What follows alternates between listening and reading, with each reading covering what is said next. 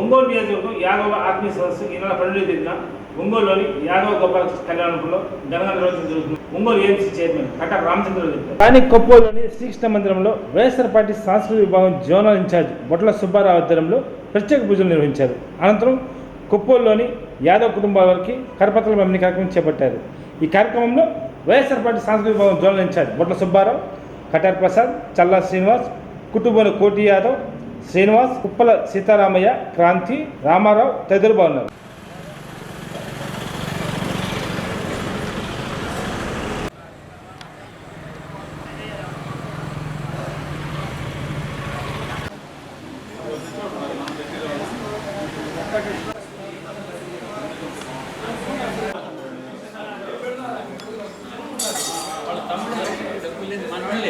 డబ్బులు తీసుకొని పని చేసేది ఏం చెప్పాలి.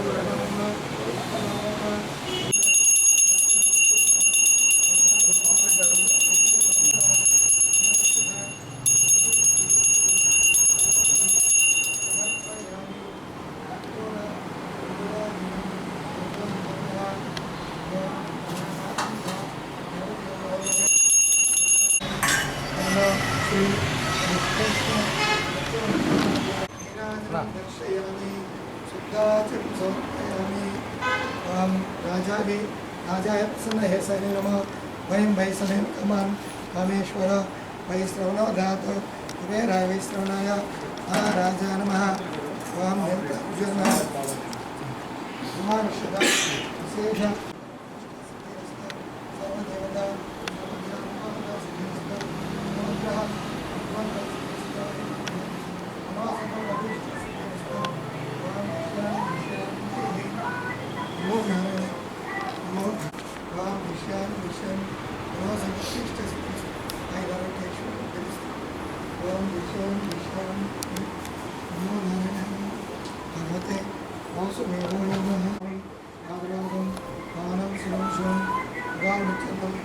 सर्वव्याधि समस्तपाक्षय कामं सर्वं मानं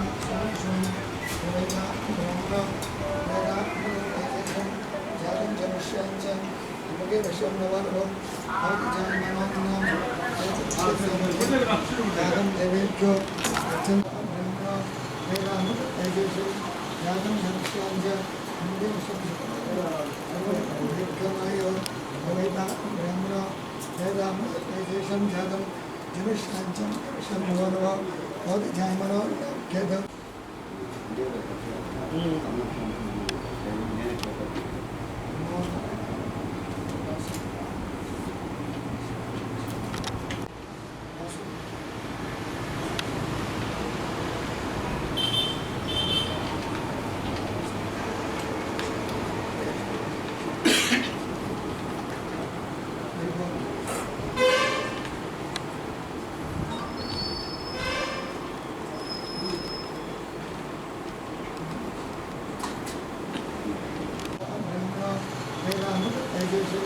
जातं जनिष्यञ्च मुखे वशं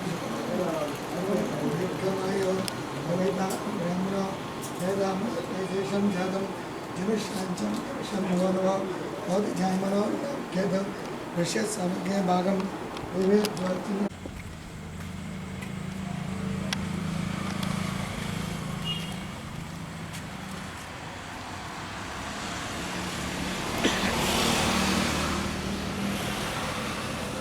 ఫోటో తీసుకుంటాను.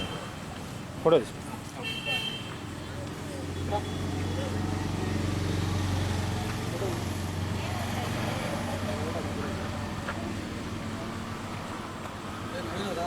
రేపు శుక్రవారం 12వ తారీఖు మన గోపాలనగర్ తరపున ప్రక్కన 50 పెడుతున్నాం అందరూ.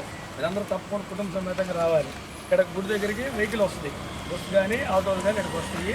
మేము తీసుకెళ్తే మధ్యాహ్నం భోజనాలు ఏర్పాటు చేసి భోజనం చేసుకుని మళ్ళీ ఎక్కడ వదిలిపెడతాం. సరేనా? మనకి కానీ కాటరాజు విగ్రహం కానీ కార్పొరేటర్లకి అవకాశం ఇవ్వడం కానీ అన్నీ చాలా మంచి పనులు చేస్తున్నారు. కాబట్టి వాసన్న గారు సంఘీభావంగా కృతజ్ఞతకి ఈ ప్రోగ్రాం పెట్టాం మనం. సరేనా?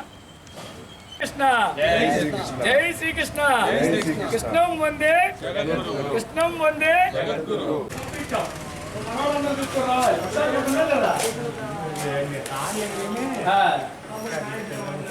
వంట వస్తుంది, బస్సు వస్తుంది.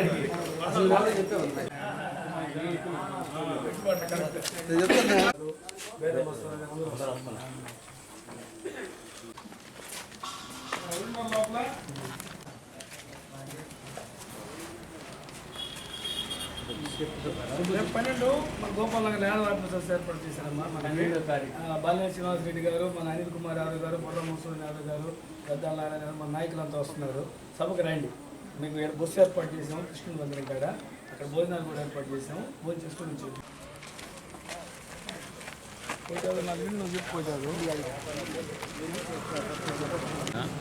కొప్పుల గ్రామంలో మా యాదవ సోదరులందరం కూడా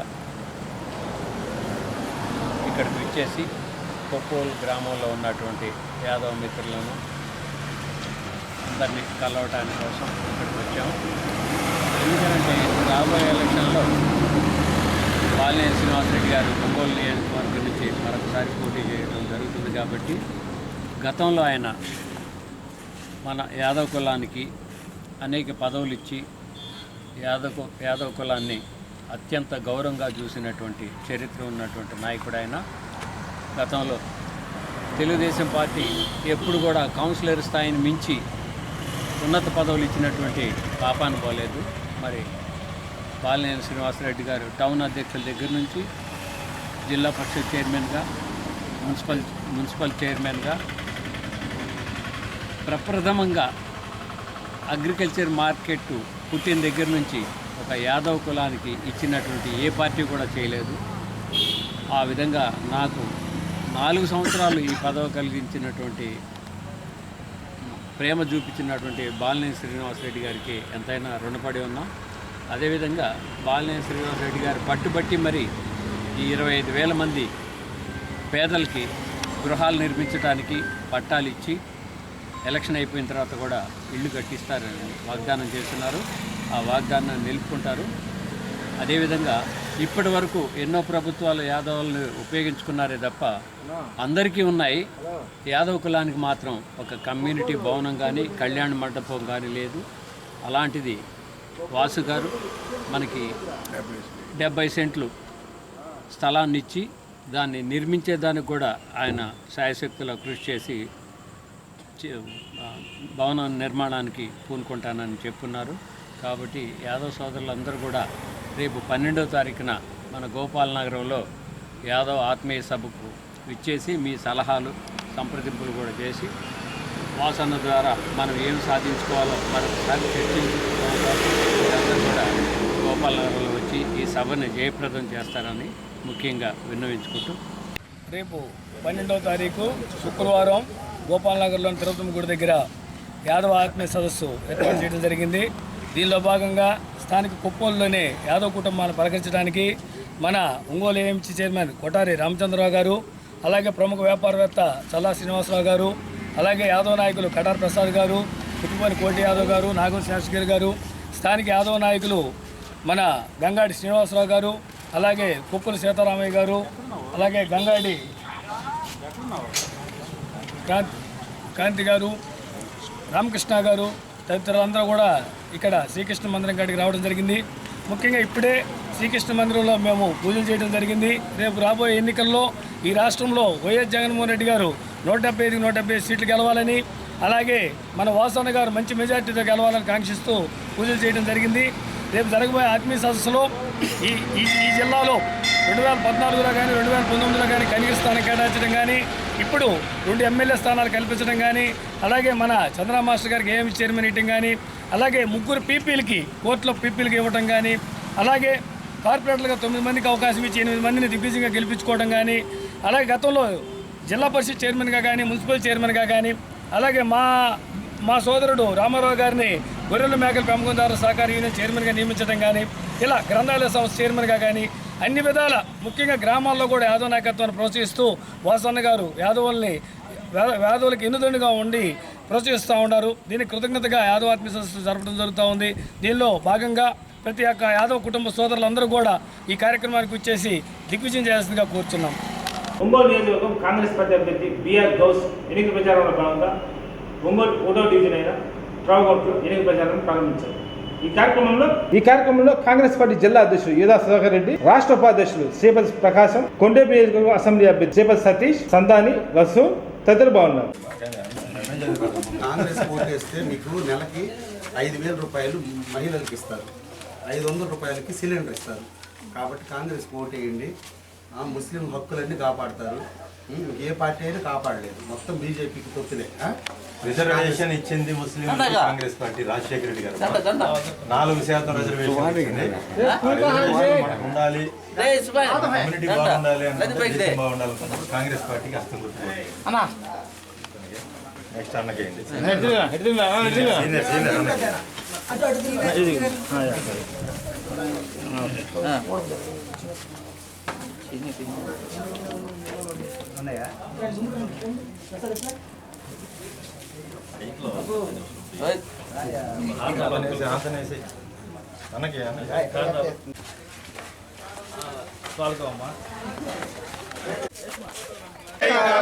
రాహుల్ గాంధీ ప్రధాని చేద్దాం.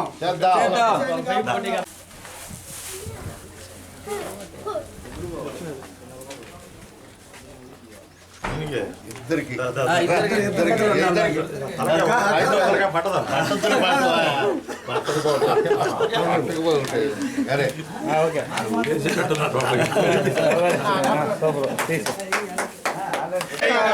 రాహుల్ గాంధీ ప్రధాని చేద్దాం.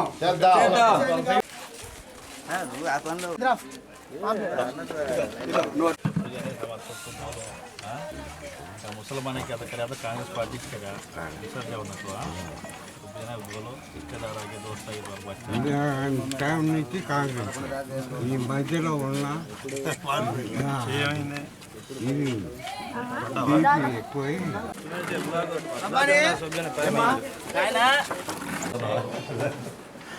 नमस्ते माँ सिस्टर नमस्ते नमस्ते माँ హక్కులు కాపాడేది కాంగ్రెస్ పార్టీ. మీకు కలవందేం కాదు. ఇంకెప్పుడు కాంగ్రెస్ లో ఉండాలా?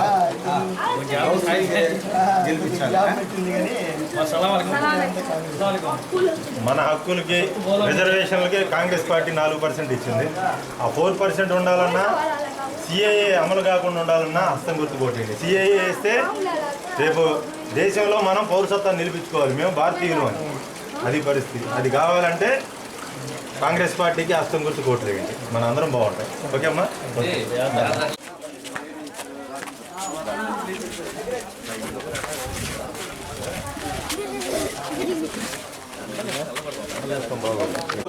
మన పార్టీ హస్తం గుర్తు కొట్టేయండి, మన గౌస్ని గెలిపియండి. ఓకే, హస్తం గుర్తు కొట్టే తల్లి మర్చిపోకుండా హస్తం గుర్తుకి కాంగ్రెస్ పార్టీ.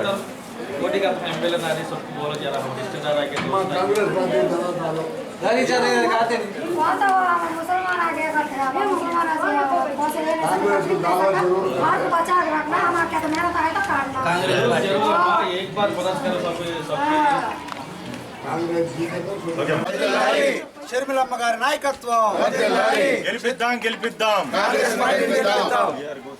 గెలిపిద్దాం గెలిపిద్దాం గెలిపిద్దాం గెలిపిద్దాం హస్తం గుర్తుకే మనోడు ముద్ర, హస్తం గుర్తుకే మనోడు ముద్ర. జిందాబాద్ కాంగ్రెస్ పార్టీ, జిందాబాద్ కాంగ్రెస్ పార్టీ.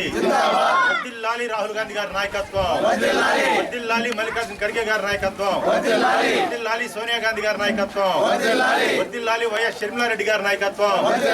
జోహార్ వైఎస్ రాజశేఖర రెడ్డి గారు, జోహార్ వైఎస్ రాజశేఖర రెడ్డి గారు. జై కాంగ్రెస్, జై కాంగ్రెస్, జై కాంగ్రెస్.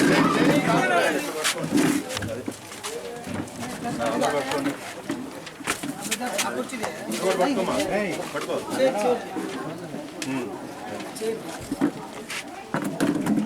జిందాబాద్ కాంగ్రెస్ పార్టీ, జిందాబాద్ కాంగ్రెస్ పార్టీ, రాహుల్ గాంధీ గారి నాయకత్వం, సోనియా నుంచి ఇట్లా నుంచి జనాన్ని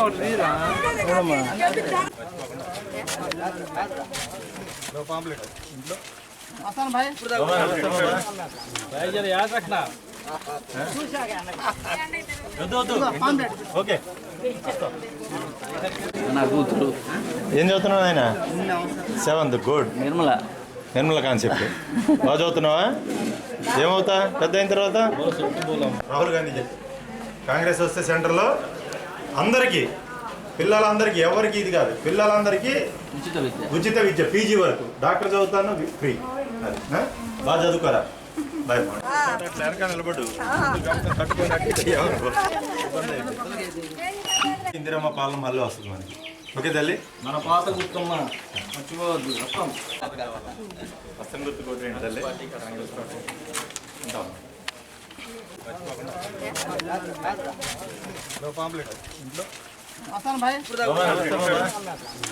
యాద్ రఖనా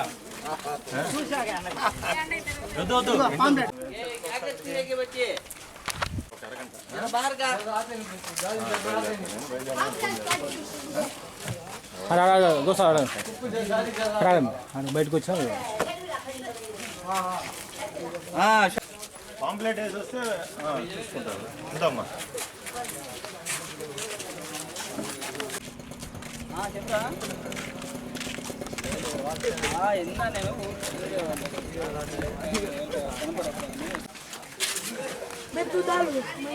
నమస్తే.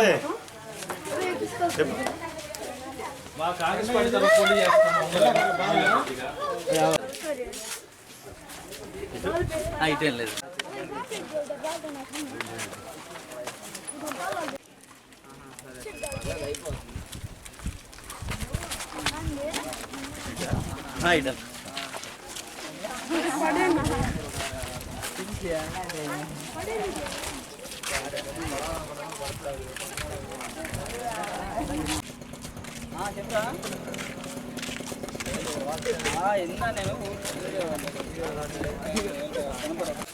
పాంప్లెట్ వేసి వస్తే చూసుకుంటారు. ఉంటామ్మా.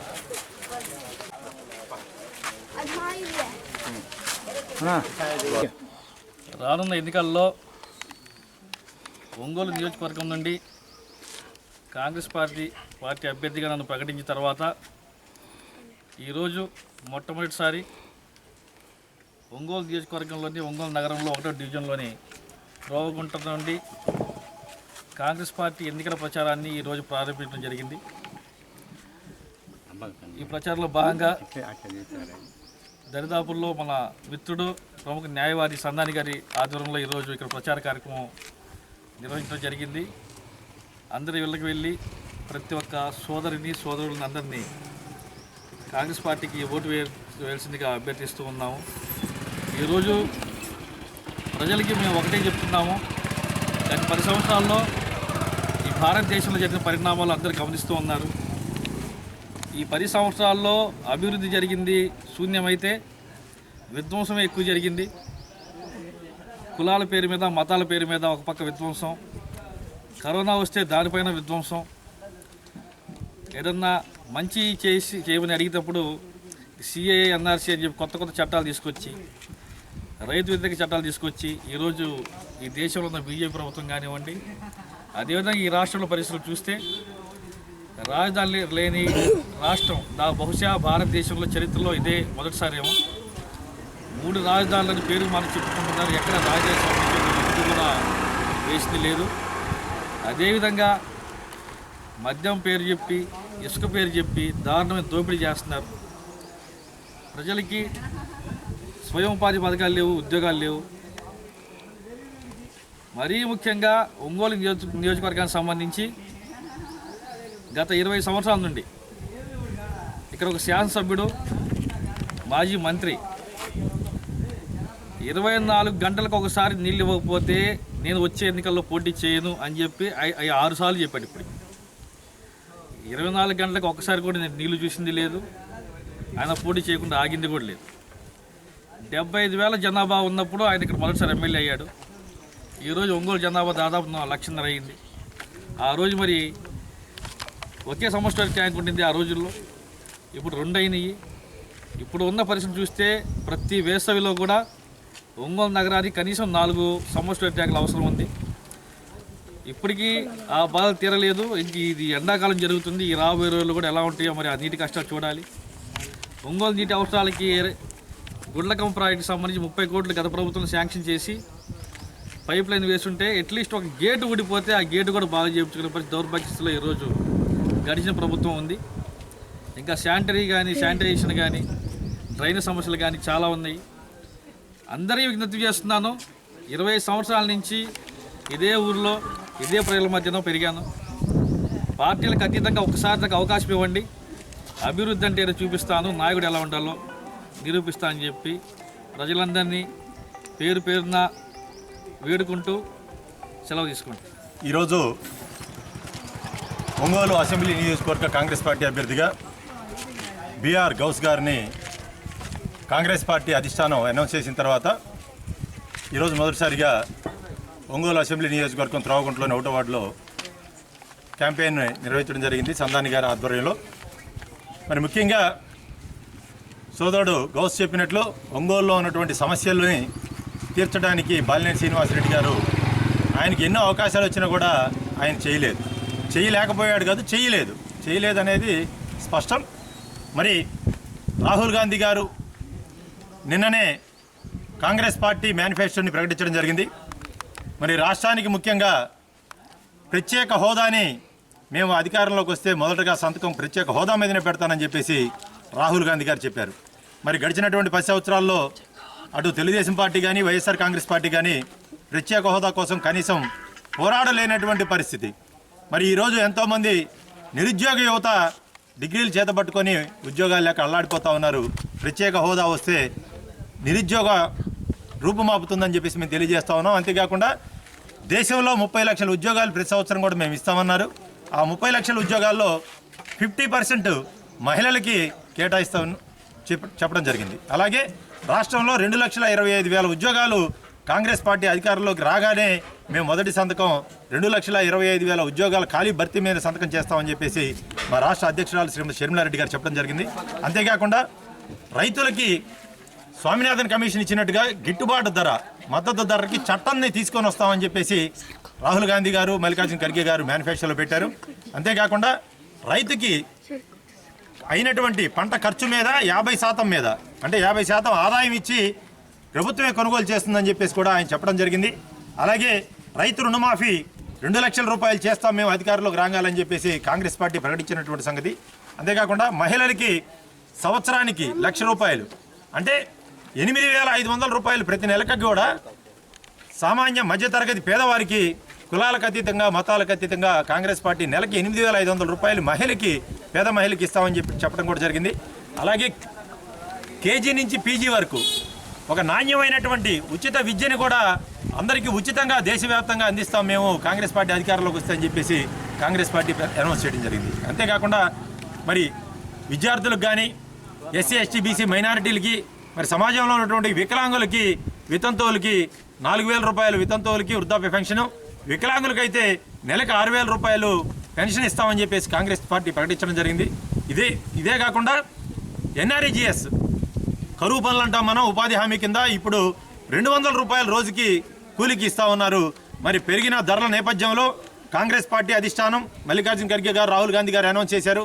ఉపాధి హామీ కింద వేతనం రోజుకి 400 రూపాయలు మినిమం మేము చట్టం చేస్తామని కూడా రాహుల్ గాంధీ గారు ప్రకటించడం జరిగింది. అంతేకాకుండా ఇప్పుడు పల్లెల్లోనే గ్రామీణ ప్రాంతాల్లోనే ఉపాధి హామీ నడుస్తూ ఉంది. ఆ ఉపాధి హామీని పల్లెల్లో కాకుండా పట్టణాలకు కూడా తీసుకొని వస్తాము. పట్టణంలో కూడా నిరుద్యోగం బాగా పెరిగిపోయింది, ఉపాధి హామీ లేవని చెప్పేసి పట్టణాల్లో కూడా వాటిని అవకాశాలు కల్పిస్తామని చెప్పినటువంటి కాంగ్రెస్ ప్రభుత్వానికి మద్దతు ఇవ్వండి అని చెప్పి పలుకుతున్నాం. అంతేకాకుండా సిఏఏ మీద కాంగ్రెస్ పార్టీ అధికారంలో రాగానే పార్లమెంట్లో సిఏఏని వ్యతిరేకంగా బిల్లు పెడతాం, సిఏఏని నిర్మూలిస్తామని కూడా చెప్పడం జరిగింది. మరి కాంగ్రెస్ పార్టీని ఆదరించాలి. కాంగ్రెస్ పార్టీకి హస్తం గుర్తుకి అటు పార్లమెంట్లో కానీ అసెంబ్లీలో కానీ ఓట్లేసి మరి దేశంలో రాష్ట్రంలో కాంగ్రెస్ పార్టీని అధికారంలో తీసుకొద్దామని చెప్పేసి ఓటర్లకు విజ్ఞప్తి చేస్తూ హస్తం గుర్తు. నమస్కారం.